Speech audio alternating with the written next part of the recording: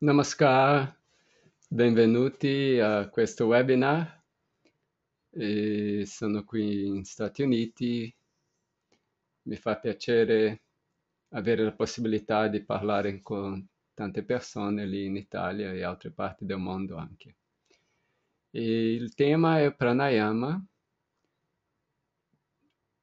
e questo tema io parlo basando negli insegnamenti di Sri Sri Anandamurti, che è il mio maestro. Ok, adesso avete anche la webcam lì e c'è stato un update in questo sistema di webinar, perciò potete anche vedere l'immagine e anche la presentazione. Ok, vado avanti. Pranayama è una pratica di yoga molto importante.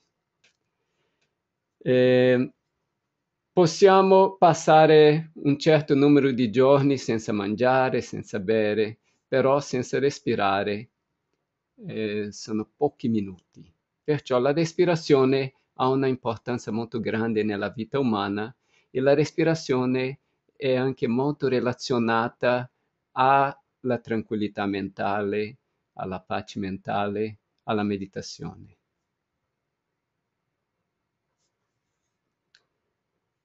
Cosa vuol dire pranayama? Prana sarebbe l'energia vitale, ayama sarebbe quello che controlla. Il pranayama una pratica per il controllo dell'energia vitale in un corpo. Nel caso, nostro corpo umano, noi stiamo praticando pranayama per cercare di controllare l'energia vitale nel nostro corpo e utilizzare questa energia vitale per raggiungere la nostra meta, per fare la nostra mente muoversi verso la direzione che vogliamo noi. Praticamente questa energia vitale la controlliamo tramite il controllo del respiro. Aumentando la pausa della respirazione, facendo la respirazione più tranquilla, si riesce a concentrare la mente di più. Veramente la respirazione controlla la mente. Se noi stiamo respirando velocemente, la mente è anche molto agitata. Se noi riusciamo a respirare tranquillamente, la mente anche si calma. C'è questa relazione tra la respirazione e la mente.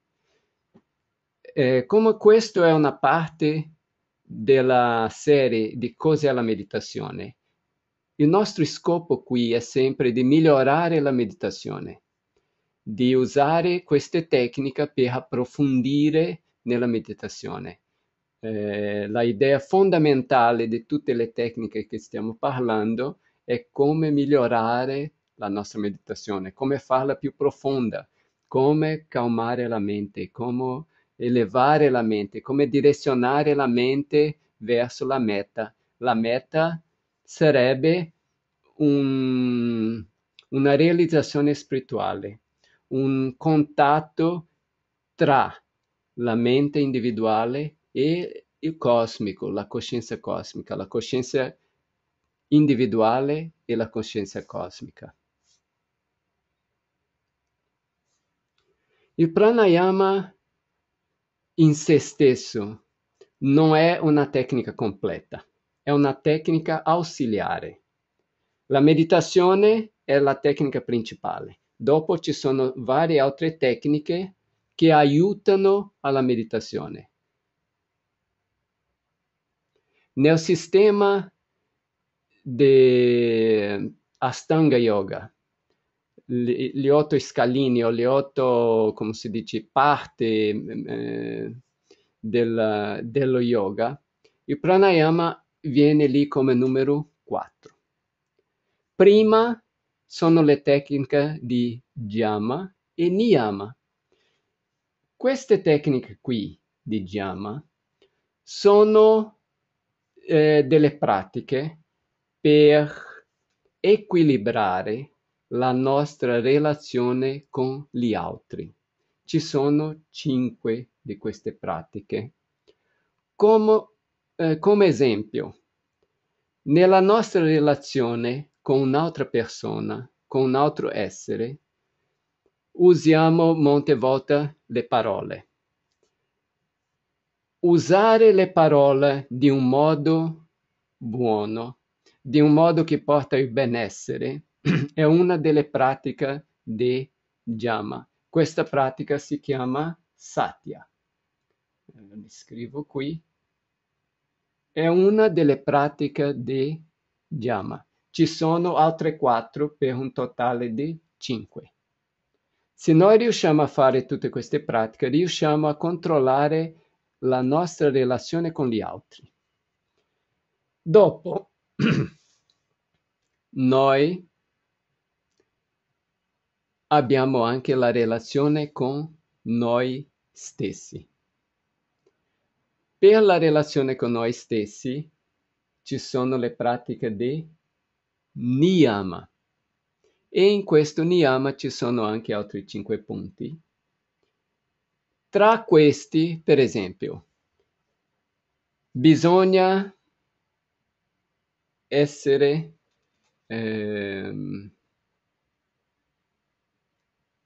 più, come si dice, contento con se stesso. Abbiamo bisogno di avere questa contentezza.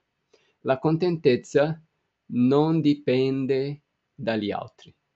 Per esempio, nella mia vita io posso essere in un stato di, come si dice, triste, depresso, però posso anche essere in un stato di contentezza e questo dipende da quello che pratico, di come io mi condiziono, come io pratico ogni giorno, io divento. Perciò praticando la contentezza, quello diventa la mia natura. Questa è una delle pratiche di Niyama e in sanscrito la chiamiamo di Santosha. Ok? È una delle 5 pratiche di Niyama. Dopo, il numero 3, le asana, sono gli esercizi di yoga, quelli che vediamo sembrano esercizi fisici, però hanno un effetto più profondo che solo il fisico. Finalmente arriviamo al numero 4, la pratica del pranayama. La pratica del pranayama aiuta a perfezionare il secondo livello della mente, che è la mente subconscia. Il primo livello, la mente conscia, il secondo, la mente subconscia. Così il pranayama aiuta a perfezionare quello livello lì.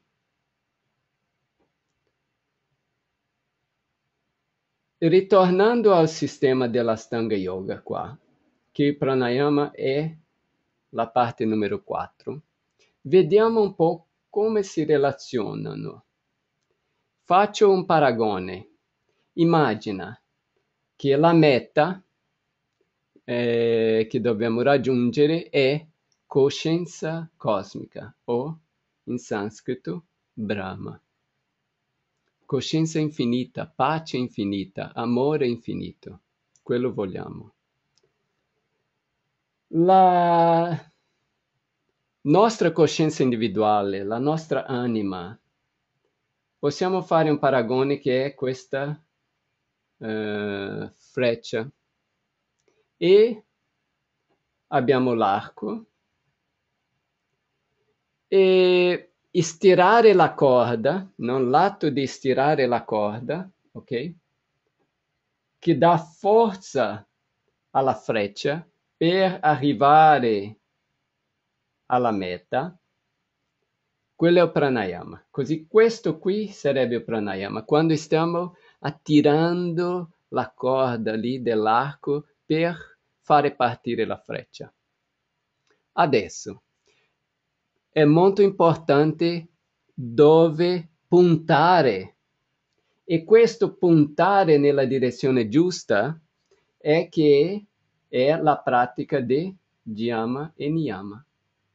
Con Jama e Niyama stiamo puntando nella direzione giusta. Con il pranayama stiamo addizionando energia, energia per fare partire questa freccia, che è la nostra anima, per raggiungere l'anima cosmica, o sarebbe la coscienza individuale che raggiunge la coscienza cosmica. Così il pranayama è molto importante, però non funziona da sé. Bisogna che ci sia questa preparazione con Jama Niyama, perché Jama Niyama dà la direzione, pranayama la forza e la freccia parte e arriva alla meta. È un sistema integrale, il sistema dell'Ashtanga Yoga. Bisogna praticare tutti questi scalini.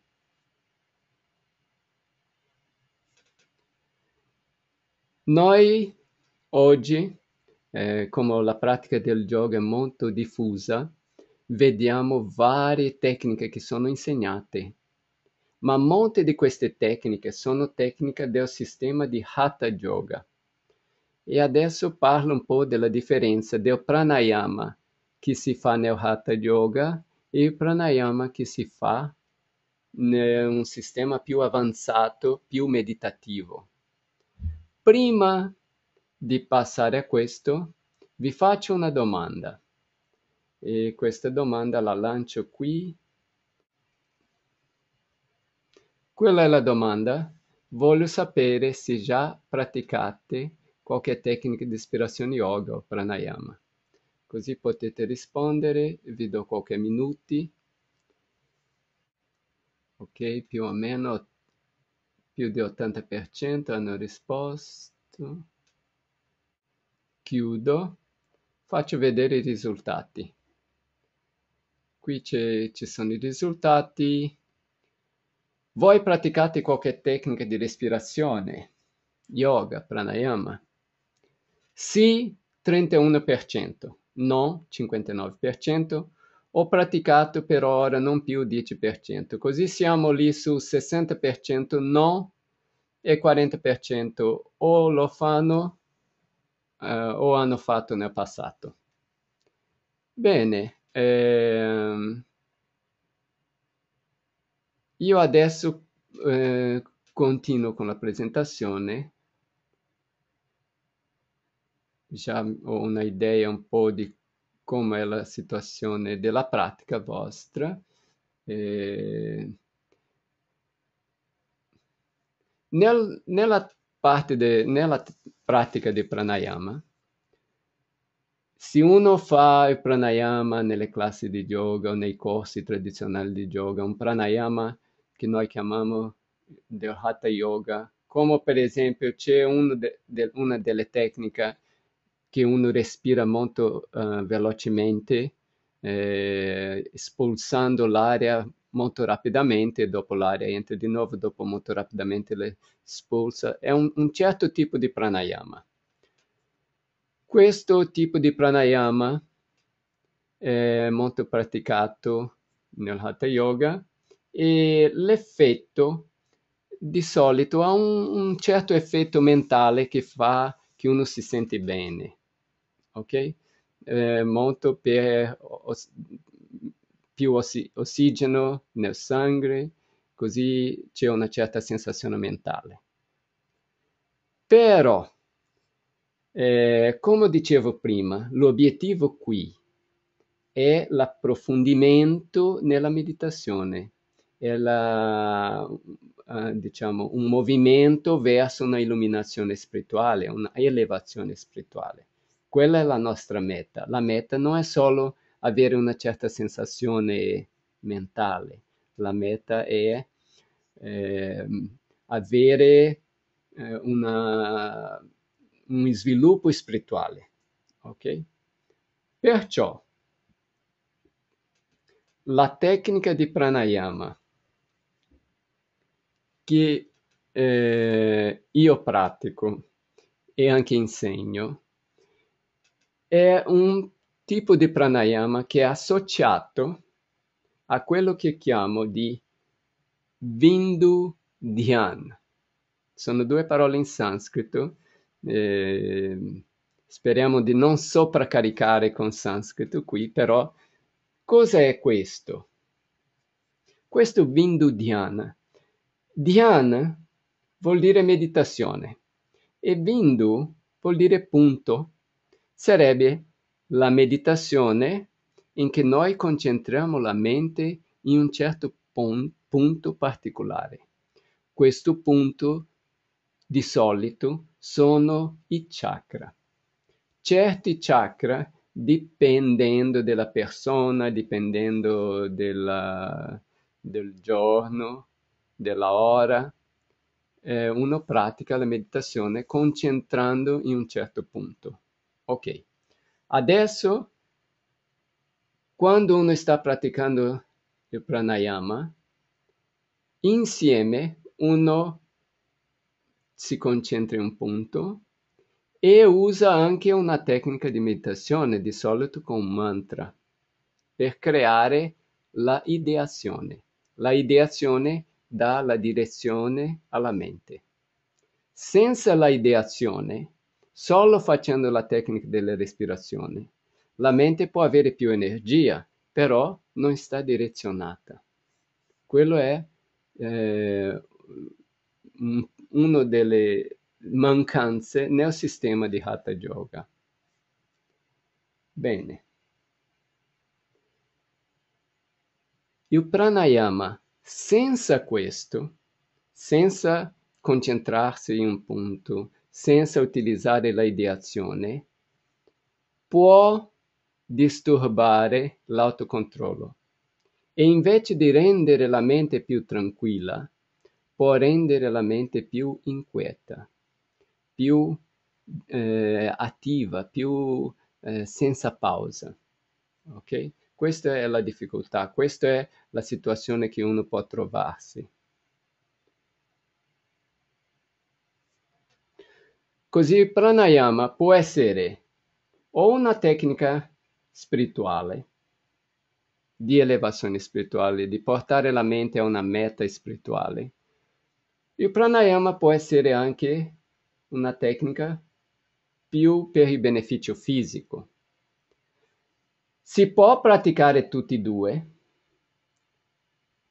Bisogna avere una distanza di almeno un'ora di intervallo entre una pratica di un pranayama e un altro. Non si consiglia di fare vari pranayama diversi. Se uno fa un pranayama per la spiritualità, può fare un altro se ha un problema fisico che deve correggere e non fare tanti pranayama. Ok? Questi pranayama che possiamo fare per un beneficio fisico, di solito lo facciamo perché abbiamo un problema fisico che ci impedisce di meditare bene. Abbiamo un problema fisico che ci impedisce questa nostra elevazione spirituale. Perciò un poco della nostra energia noi direzioniamo verso il fisico per correggere questo problema fisico. Se noi abbiamo una buona salute, meglio utilizzare 100% dell'energia nell'altro pranayama, nel pranayama spirituale, per direzionare la mente verso la spiritualità. Forse qualcuno di voi potete stare pensando, ma cos'è la spiritualità? Il mondo fisico materiale è facile di capire, lo possiamo capire con i nostri sensi, li vediamo, tocchiamo, è un mondo limitato. Il mondo mentale dei nostri pensieri, tutto quello che si passa nella nostra mente, è un mondo più espanso, però ancora una certa limitazione. Noi come esseri umani abbiamo una caratteristica, abbiamo la caratteristica che vogliamo sempre di più. Non siamo soddisfatti con il limitato, noi vogliamo l'infinito. L'infinito è il mondo spirituale. Quando la mente si espande, si espande, si espande, supera tutte le limitazioni, diventa infinita, e in quel momento possiamo percepire l'spirituale. Così l'spirituale è l'infinito. L'infinito qui può essere pace infinita, amore infinito, felicità infinita. È tutto uno. E quello è la spiritualità, è quello che noi cerchiamo di fare la nostra mente espandersi e diventare senza limite infinita. Solo con qualcosa di infinito l'essere umano sarà soddisfatto. Perciò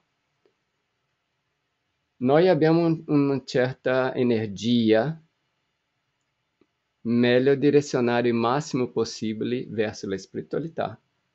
E il sufficiente per mantenere la nostra esistenza fisica e mentale e verso il mondo fisico-mentale.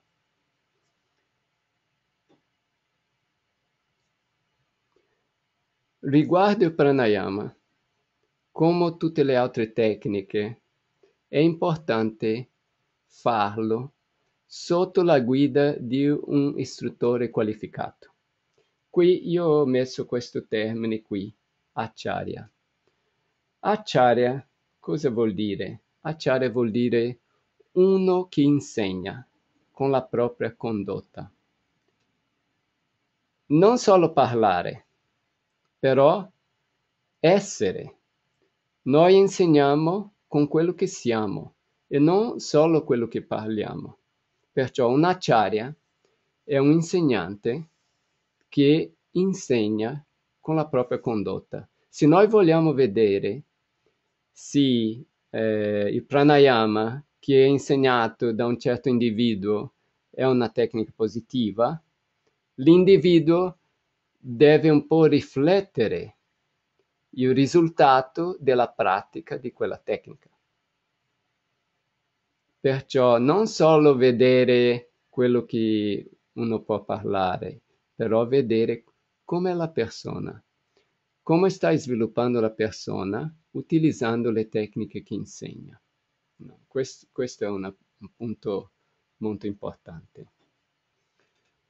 Bene, adesso sto arrivando alla fine di questa introduzione su pranayama.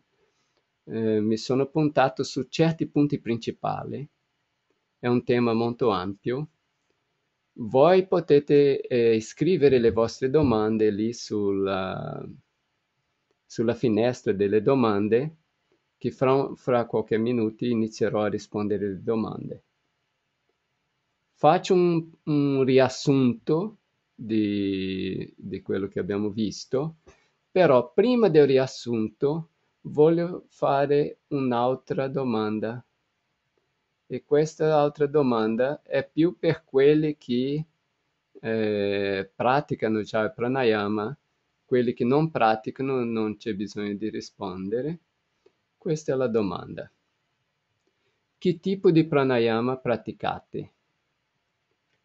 Ho messo 3 possibilità. Una è Hatha Yoga Pranayama. Hatha Yoga Pranayama sarebbe pranayama in cui c'è la tecnica di respirazione, ma di solito non c'è un punto di concentrazione e una ideazione, che può essere con mantra, una ideazione più spirituale.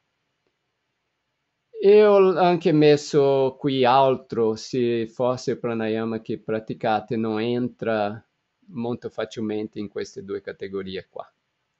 Un po' per avere un'idea di che tipo di pranayama è più praticato. Ok, adesso chiudo qui, vi faccio vedere i risultati. Che tipo di pranayama praticate? Quelli che stanno praticando, più o meno 40%, 35% di voi avete risposto. 60%, 59% fate quello del Hatha Yoga e un 25% fate quello con un mantra e un punto di concentrazione, 16% fate un altro. Ok, la prima cosa è che il pranayama è veramente tecniche di controllo del respiro. E il respiro è relazionato al movimento dell'energia vitale nel corpo. Respirando molto velocemente, la mente si accelera, respirando più tranquillamente, la mente si calma. Così il respiro ha una relazione con la mente, una relazione molto vicina tra respiro e mente. Dopo ho chiamato attenzione che il pranayama è una parte di un sistema dell'Ashtanga Yoga dove ci sono 8 tecniche. Il pranayama è la numero 4. Il pranayama aumenta molto l'energia mentale, la capacità della mente di fermarsi su una idea. Perciò bisogna prima preparare la mente per avere la idea giusta. Se no, cosa può succedere? La mente può andare nella direzione sbagliata, nella direzione dei pensieri che noi non vogliamo. Perciò bisogna questa preparazione prima di praticare pranayama. E dopo, molto importante, che quando pratichiamo il pranayama, usare una ideazione. Una ideazione di solito possiamo addizionare un mantra. Mantra crea una idea. Più un punto di concentrazione. Fare un pranayama usando un punto di concentrazione in un chakra. E questo è il pranayama con Bindu Dhyan. Non solo usare questa tecnica senza ideazione, perché non ci sarà tanto beneficio a livello spirituale. Ci può essere beneficio a livello fisico, però se la nostra salute è sufficientemente buona, meglio utilizzare l'energia per lo sviluppo spirituale. Ok? Così questo è un riassunto. Adesso eh, c'è una domanda qui. Eh, Questa domanda era di fare qualcosa di pratico. Eh, ok, faremo qualcosa di pratico adesso. Vediamo il tempo qua. Ok, abbiamo un po' di tempo. Passando alle domande, però prima di quello, ok, passo un po' avanti qua. E noi fino adesso nelle altre lezioni, però qualcuno di voi forse siete per la prima volta, abbiamo usato un mantra. Il mantra che noi abbiamo usato è questo qua. Sono 3 parole. Baba. La parola Baba vuol dire più amato o amore infinito o veramente quella coscienza infinita, quell'amore universale. Baba. Dopo la seconda parola è Nam. Nam letteralmente vuol dire nome. E l'ultima è questa qua, un attimo, Kevalam. Baba Nam Kevalam. Kevalam vuol dire soltanto, solo quello, così, solo il nome del più amato o solo quella coscienza cosmica infinita. Come si può fare questa ideazione? Possiamo chiudere gli occhi. Ok, chiudiamo gli occhi per un momento, tutti. Chiudete gli occhi. E quando io dico il mantra, o quando anche voi potete dirlo mentalmente, quando diciamo mantra mentalmente, Baba, Nam, Kevalam, stiamo pensando che intorno a noi non c'è la stanza, il computer, tutte queste cose. Intorno a noi c'è questa coscienza infinita, questo amore infinito, questa pace infinita. Così con gli occhi chiusi stiamo sentendo o stiamo immaginando che intorno a noi c'è come questo infinito, questo oceano di pace. E allo stesso momento stiamo ripetendo il mantra. Baba, Nam, Kevalam. Ok, adesso addizioniamo un po' la parte della respirazione, ok? Stiamo lì seduti in silenzio, occhi chiusi, pensando mentalmente Baba, Nam, Kevalam. Intorno a noi questa pace infinita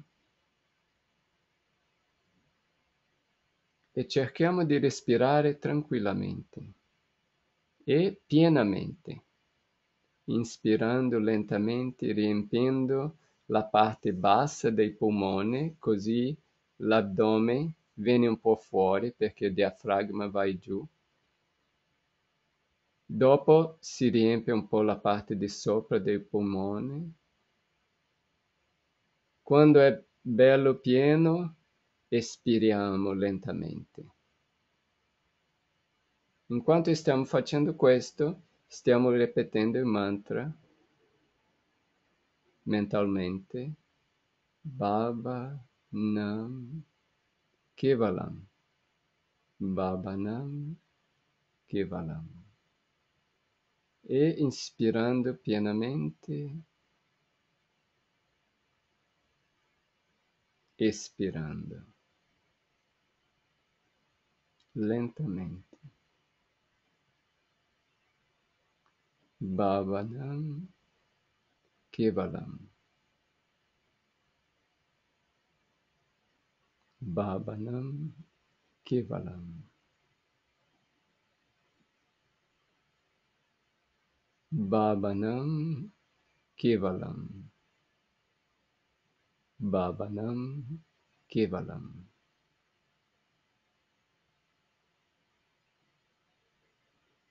E continuare così per qualche minuti.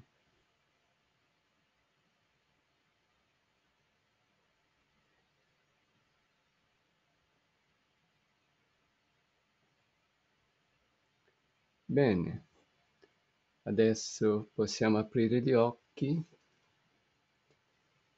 Ehm,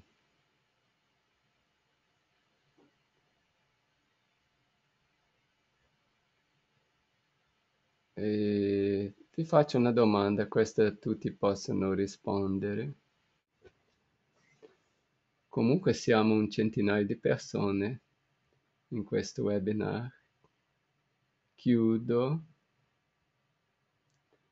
questo qua, vi faccio vedere. Ok, abbiamo appena concluso la meditazione con mantra, come ti senti? Mi sento come prima, 12%, abbastanza armonia interiore, 64%, molta armonia interiore, 23%. Direi che è abbastanza buono, fa piacere che vi sentite meglio di quando abbiamo iniziato questa presentazione. Il mantra con la respirazione. più facciamo la respirazione tranquilla, più completa, il mantra avrà più effetto, no? Ok, adesso chiudo qua e continuiamo con le risposte, le domande e le risposte, ok? Metto qui davanti a me questo con le domande, vediamo.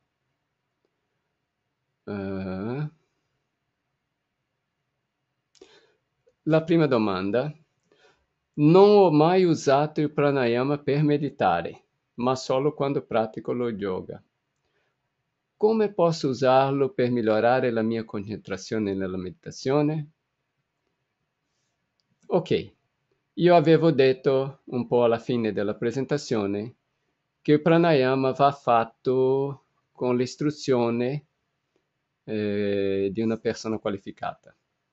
Perciò, nel sistema che insegniamo noi, ci sono delle lezioni che insegniamo individualmente a ogni individuo. Il pranayama sarebbe nel nostro sistema la quarta lezione, ok?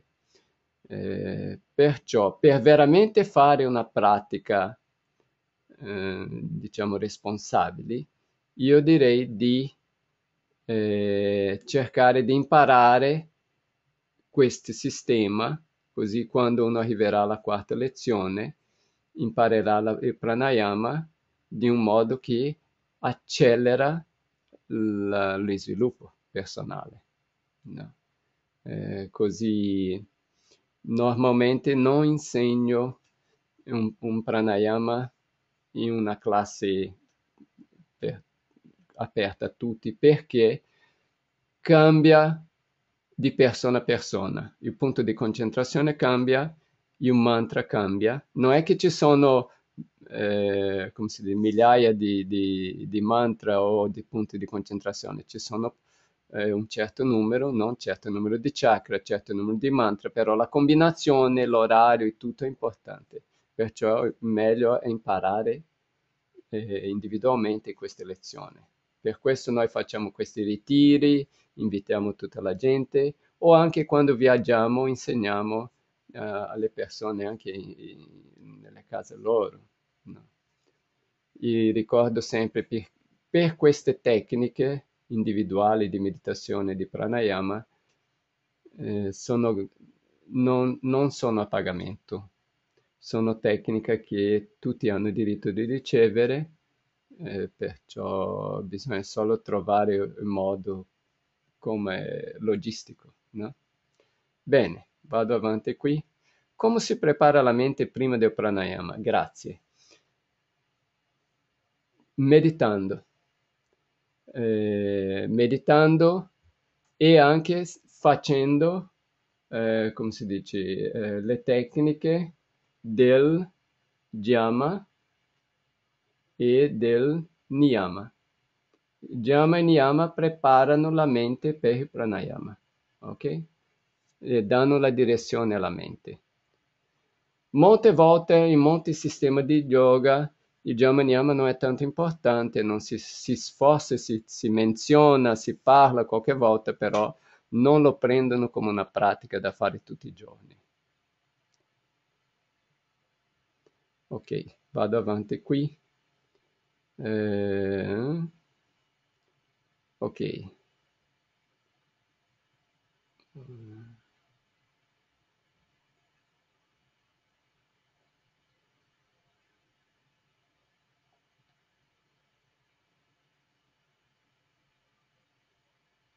Ok, era lunga, però non è veramente una domanda, c'è un'altra. Posso usare la respirazione in aria alterna dopo il mantra? Ok, la respirazione con diciamo, alternando le narici è una tecnica di pranayama abbastanza potente, abbastanza forte, perciò io direi di farla con una guida, ok? Di non solo iniziare a fare così. E veramente questa tecnica va fatta insieme a un mantra, insieme al punto di concentrazione. Dobbiamo avere in mente sempre che è una tecnica molto potente e che deve essere fatta del modo giusto. No. Bene, ok, vado avanti qui. Ok,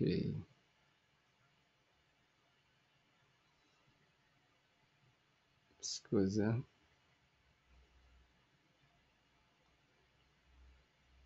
Cos'è il respiro circolare? Ok, questi sono tutti modi di definire, forse non so esattamente eh, cosa vuol dire in questo momento qui con respiro circolare, però sarebbe una respirazione più completa, più, dove si riempie completamente il polmone e dopo si svuota. Però ci sono persone che usano questa stessa parola per altri tipi di respirazione. No? Bene. L'altra domanda è se la respirazione avviene sempre dal naso, ispirazione e espirazione. Sì, di solito ci sono diversi pranayama. Il pranayama più spirituale, sempre dal naso. Certi pranayama più fisici, qualche volta si respira dal naso e si espira dalla bocca, o qualche volta al contrario, si inspira dalla bocca e si espira dal naso. Ci sono delle tecniche diverse. Questi sono quelli più per il fisico, però quello più per la mente, per la spiritualità, sempre dal naso.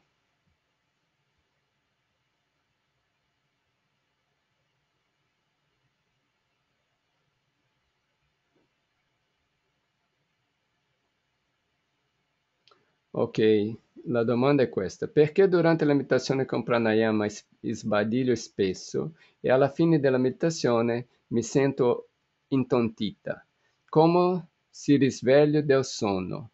Va bene che sia così. Forse per dare una risposta esatta devo sapere più dettagli, fare più domande. In generale, il pranayama, l'effetto del pranayama sarebbe che aiuta la mente a meditare di più. Vuol dire che uno può meditare più tempo con più concentrazione se uno pratica pranayama regolarmente. In questo caso qua, di sentirsi intontita dopo, bisogna che io faccia più domande per capire meglio qual è la tecnica che sta usando e vedere l'effetto. Ok? Ok, un'altra. Se non si conosce la tecnica, può essere utile leggere libri sulla tecnica del pranayama, oppure può essere dannoso e quindi aspettare di apprendere da un insegnante. Ok, questa è una buona domanda. Io direi che leggere i libri per avere conoscenze è sempre buono, però praticare, forse è buono praticare con una persona qualificata, imparare la tecnica del modo giusto. Eh, Sempre c'è questa possibilità. Se noi veramente vogliamo imparare, l'universo lavora con noi di modo che troviamo l'insegnante nel momento giusto e impariamo la tecnica. Un po' la cosa succede così. Aumentare la conoscenza è sempre buono, leggere i libri, vedere le varie tecniche che ci sono e tutto. Però, come dicevo, veramente avere una pratica più perfetta è buono con una persona che ha già esperienza, un insegnante qualificato. No? Bene. L'altra domanda qui, c'è una stanza della casa migliore dove svolgere pranayama? Colori particolari oppure ambiente caldo o meno caldo? Ok, io direi che è buono praticare pranayama dove non c'è fumo, dove l'aria è fresca, dove non c'è tipo la muffa, non è l'aria è stanca, quello non è buono. È buono una stanza che sia, ci sia più circolazione d'aria, aria più fresca e senza odori forti. Bene. Nella meditazione tantrica, il chakra su cui concentrarsi sarà quello personale che ci viene indicato nella prima lezione. Ok. La prima lezione di meditazione sarebbe quella che uno riceve un chakra e un mantra per concentrarsi. Ok? Quella sarebbe la prima lezione. Il pranayama è un po' diverso perché nel pranayama si cambiano chakra dipendendo dalla lezione, dipendendo dall'ora che si pratica. Perciò non è sempre lo stesso chakra. E molte volte il pranayama, se noi facciamo 2 volte al giorno, una volta al giorno si fa concentrando in un certo chakra, l'altra volta si fa concentrando in un altro chakra. Perciò può coincidere che una delle volte coincide con il chakra della prima lezione, però può essere anche diverso. La prossima. Perché facendo la meditazione mi rilasso tanto da quasi addormentarmi? Ok, può succedere che uno può anche addormentarsi nella meditazione, perché la meditazione sta portando la mente dal livello conscio al livello subconscio, ok? Livello subconscio è lo stesso livello che noi siamo quando stiamo sognando, no.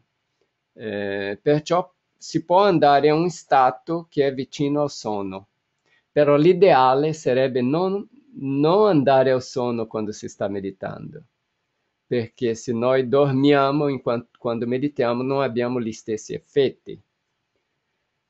Che la meditazione rilassa, normalmente la meditazione rilassa perché basta un po' la velocità della respirazione e siamo anche più tranquilli in quel momento, si rilassa.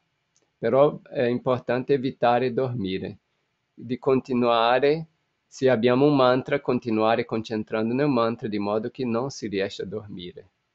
Ok? Bene.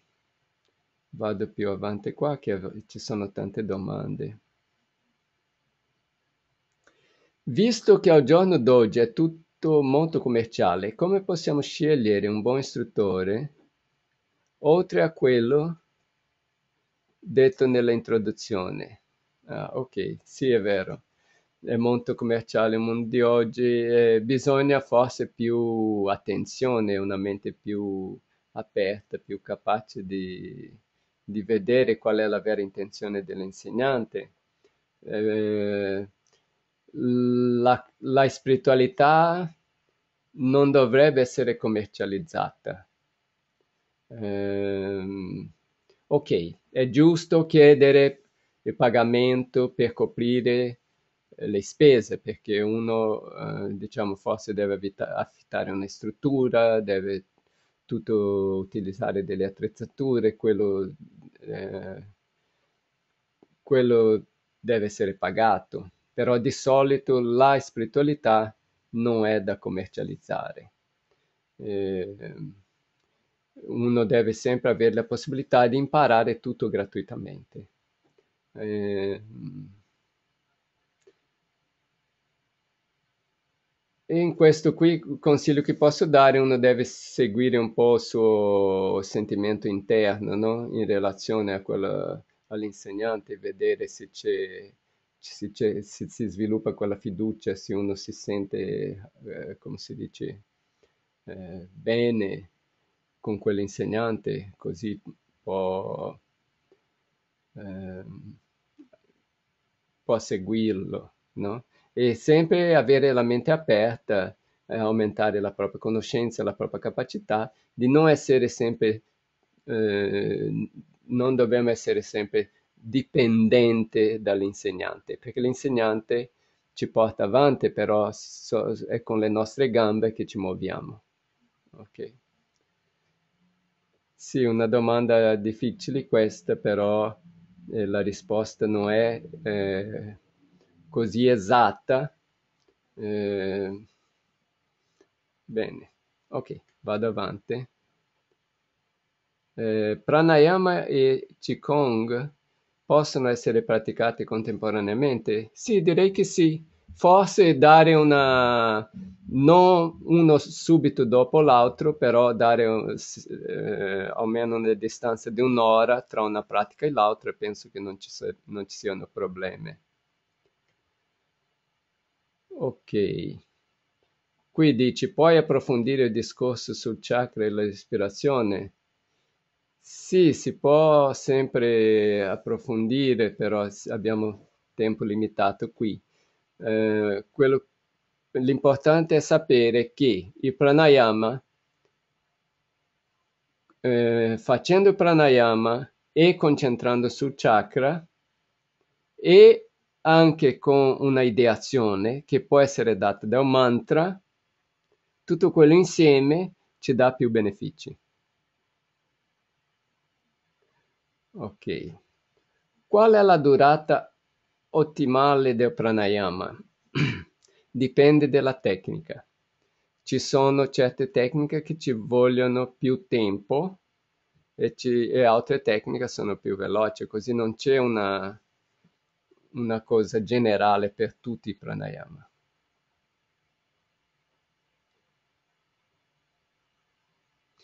Le parole del mantra possono essere scelte da chi pratica oppure ci sono sempre parole già prestabilite?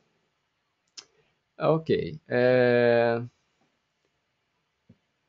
per creare un mantra bisogna avere una capacità speciale.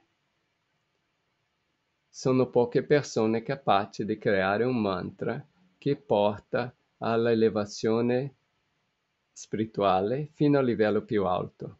Perché? Perché la persona per creare il mantra deve raggiungere quell'stato e creare un mantra. Così se noi creiamo il nostro proprio mantra, quello mantra non ci può portare solo a dove siamo, non ci può portare più avanti. Così una persona che è più avanti deve creare un mantra che noi possiamo utilizzare per portarci fino all'stato che quella persona ha raggiunto. Sono stati pochi individui che sono riusciti a creare dei mantra che portano all'stato finale. E quelli sono i mantra che noi vogliamo avere, quelli mantra che possono portare al stato più elevato. E quelli mantra sono già creati da altre persone, però perciò noi solo lo impariamo e lo pratichiamo. Bene.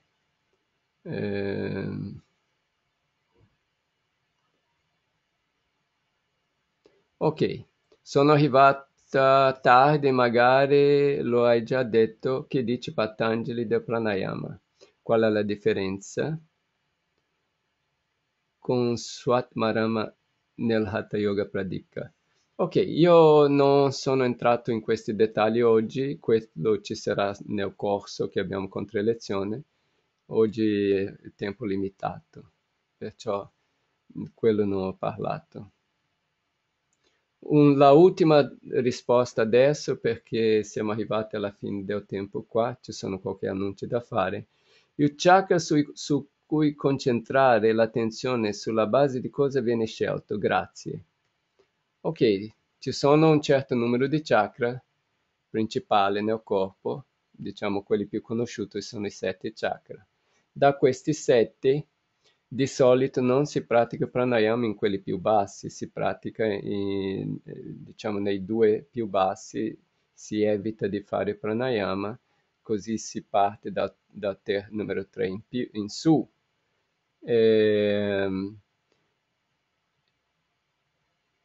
secondo l'individuo, ok, così l'insegnante deve sapere il sistema, guardando l'individuo e l'orario, di scegliere il chakra che viene meglio per quell'individuo in quell'ora.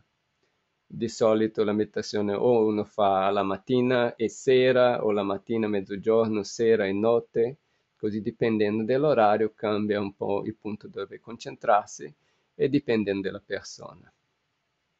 Bene, anche se ci sono qui varie altre domande, almeno 10 domande ci sono ancora, mi fermo con le domande e ci sono qualche annunzi da fare, passo la parola agli organizzatori qui. Ehm, e grazie a tutti, Namaskar.